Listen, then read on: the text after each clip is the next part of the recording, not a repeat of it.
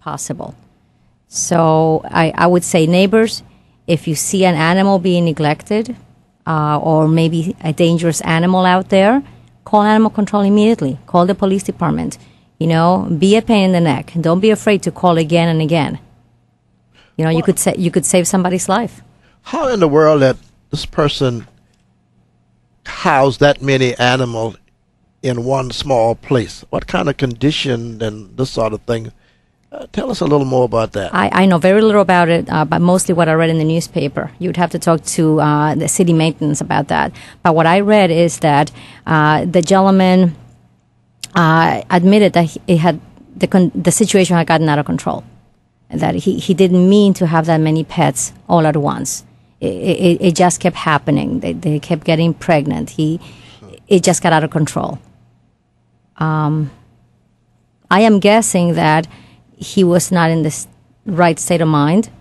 I do know that animal waste can be very toxic. It has toxic fumes, and it can affect your brain. Your brain.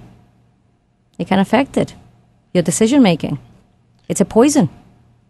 Okay, recently we had a lot of, and especially 2 or 3 for sure, vicious type of dog bites and this, where kids almost, they could have lost their life, but just, you know, that's right. One of these type of things where it didn't, but it damaged them a great deal.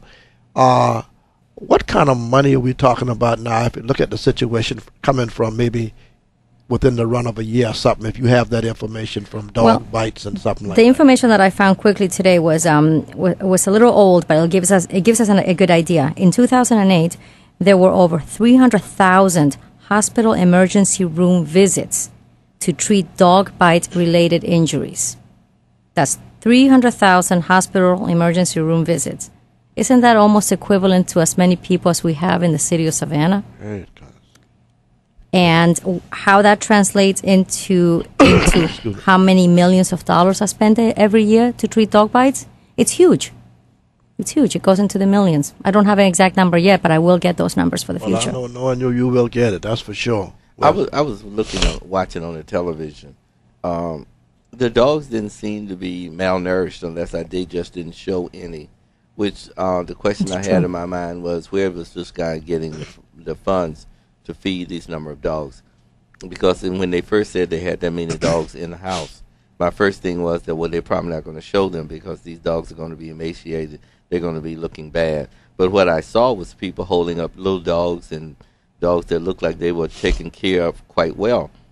So the question is, who and where was this guy getting not only the food, but where was he getting the treatments that he must have been getting from a vet? And so the first thing that came into my mind was, this guy's not in this by himself.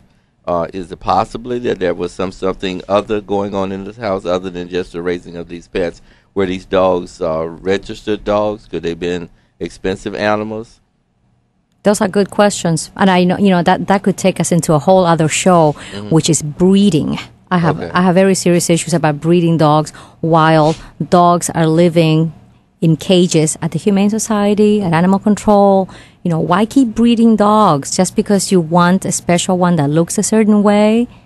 When there are many dogs out there just literally dying every day, waiting to be adopted.